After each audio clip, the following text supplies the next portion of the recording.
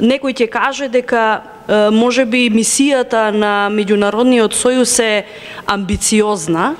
но јас ќе додадам дека секоја амбиција која што се темели на здрави основи, на издржани проекти, анализи кои што кажуваат и укажуваат на потребата од таквите проекти и те како треба да се поттикне и да се поддржи. И јас од мое лично име сакам да ви се заблагодарам за амбициозноста и да ве поттикнам на уште поголема амбициозност, имајќи во предвид дека Меѓународниот сојуз во овие неколку дена од изборот на председателот на Меѓународниот сојуз до денеска, кога се конституира самото собрание и се избираат органите, направи забележливи резултати. Некои се медиумски покриени, некои не се медиумски покриени. Мисијата од секогаш функционирала за луѓе кои што ги гледам тука. Меѓутоа, она што е многу важно за денешниот ден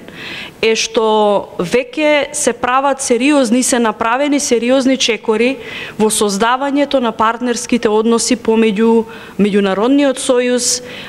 невладините организации, владините тела, државните институции, бизнис заедницата и сите оние кои што имаат, се гледаат во оваа мисија и сакаат да придонесат кон каузата на Меѓународниот сојуз, а тоа е еднакво општество и подигање на свеста на граѓаните на Република Македонија за помош, солидарност на сите граѓани без разлика на нивната припадност, вклучувајќи ја тука и припадноста по социоекономски статус или по психофизичка способност. Што значи општествено одговорно работење на приватниот сектор и на бизнис заедницата? До сега тоа многу срамежливо се промовираше, имајќи во предвид дека многу од бизнис заедницата кои што работеа на прашањето на социјално загрозените семејства и на сите лица на кои што им беше потребна помош, скоро и да не го промовира делот на општествено одговорно работење. Меѓутоа, тоа се популарни стандарди во работењето на земјите од Европската Унија и од тоа не треба да се срамиме, туку напротив треба да го промовираме. Токму ние, промовирајќи ваков вид на проекти, можеме да ги ставиме и под лупа државните институции каков ќе биде нивниот одговор и соработка токму на овие проекти кои што се од заеднички интерес, а пред се во интерес на граѓаните на Република Македонија. Народниот правобранител има прекрасен извештај, не би рекла прекрасен во смисла на сите забелешки што ги има ставено таму, затоа што тоа зборува за нефункционалноста на нашето општество по овие прашања, меѓутоа и е добра основа од каде треба да тргнеме. И ако го погледале, сите оние кои што го погледале извештајот, годишниот извештај за работа на Народниот правобранител, не само за 2016, туку сите години наназад, ако сите добро сме ги погледнале мониторинг извештаите на Советот на Европа по однос на спроведувањето на меѓународните документи ратификувањени од страна на Република Македонија, ако сме ги погледале извештаите на Европската комисија за напредокот на Република Македонија од година во година, таму се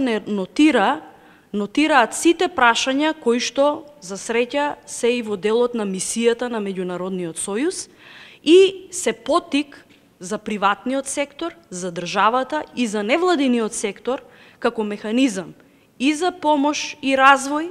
на општеството и на овие гранки за социјална заштита, меѓутоа и се поттик за градење на демократските капацитети во едно општество, а тоа е градењето на партнерските односи помеѓу цивилното општество и државата таму каде што има допирни точки, а тоа е интересот на граѓаните. Во овој случај, развојот на цивилното општество и вистински и истакнување на вистинските епитети на социјалната држава, која што е уставна категорија во Република Македонија. И од тука очекуваме од државните институции да создадат предуслови, некои од предусловите за функционирање и за реализирање и на самите проекти, бидејќи многу од, не би рекла премногу, но дел од реализацијата на проектите зависи и од предусловите кои што ќе ги овозможат државните институции, и јас се радувам на фактот дека на отвореноста на државните институции и локалните власти за соработка со Меѓународниот сојуз токму по овие прашања за кои што претходно зборував.